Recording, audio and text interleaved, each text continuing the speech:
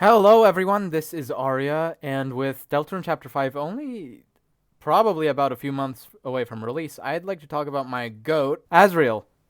Specifically, Phantom Azrael, as the original Azrael probably doesn't have over 50 lines of dialogue, which isn't a criticism, it's just how things are the way with his character was set up.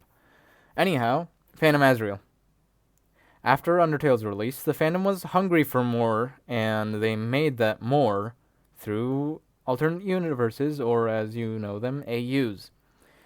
If you're watching this, you probably know what I'm talking about anyway, so I don't really need to get into it. We got AUs such as Endertale and Sibling Tale by TC 96, and my favorite of them all, Growth Spurt by Potu Brigham. I'm really sorry if I butchered that. And a bunch of others I'm either forgetting or didn't watch. I watched these off of YouTube comic dubs. I didn't especially go out and read everything that I could find because this is a bit of a personal piece. So, without further ado, all of these gave us our beloved characters in an alternate universe of the ending where Azrael can keep his body and continue on with his family and other fellow monsters on the surface.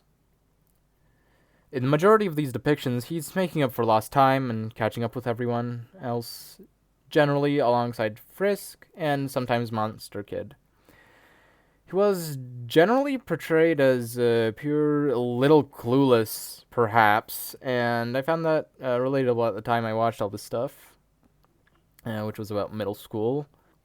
Back then, I liked Sans a bit too much. My dad even had a coat that was basically Sans's coat. I even started making disgusting puns whenever I could, but Azrael actually felt close, if that makes sense, relatability-wise.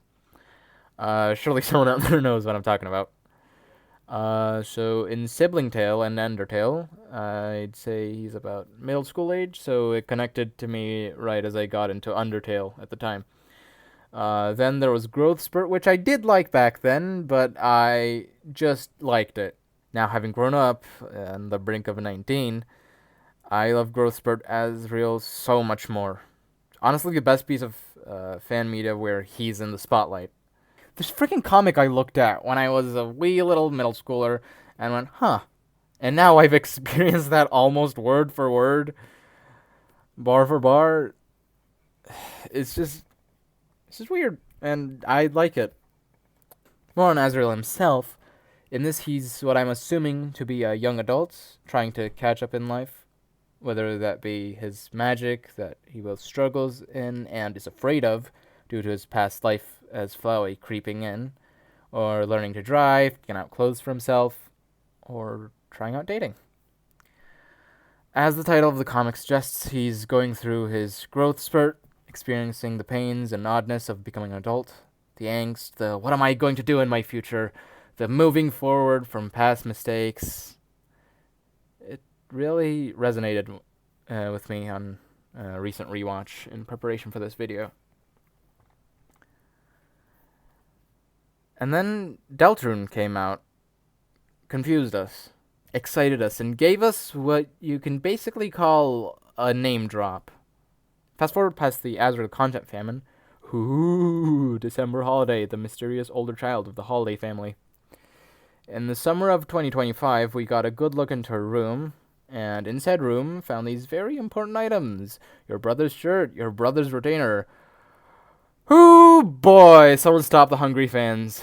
This caused a boom in Phantom Azrael content. It was beautiful, and it gave me two characters I adore now, Phantom Azrael and Phantom December. The fandom took these two scraps of gold and turned them into this absolute gem of a pairing. The artist treated us to so many comics and fan art. In my eyes, saw the return of Growth Spurt Azrael. Or something adjacent to that. I ate it up, to put it simply. Now, why is this Goatman so special to me? Well, I kind of spent the whole video talking about that, but the most special part of Azrael is that he might just go away very soon.